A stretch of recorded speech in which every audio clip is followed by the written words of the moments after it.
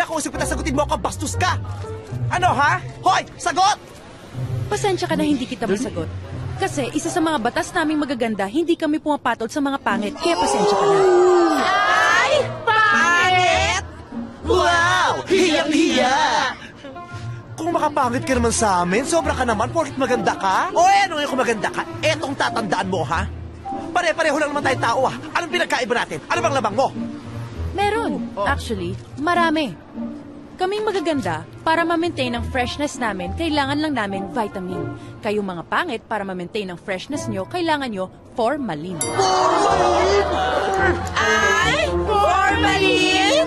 Wow! Hiya-hiya! Kung maka-formally naman to, ano naman? Ano ba? Hindi ka naman sasalita. Ganon ka lang ng ganon. Ano ngayon? Kayong magaganda. Tugbuan na kayo ng isang tigyawat, depression. Kami mga pangit, kahit madagdagan pa kami ng maraming tigyawat, celebration!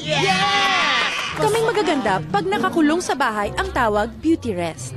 Kayong mga pangit, pag nakakulong sa bahay, ang tawag house arrest. Ay! House arrest! Wow! Hiya-hiya!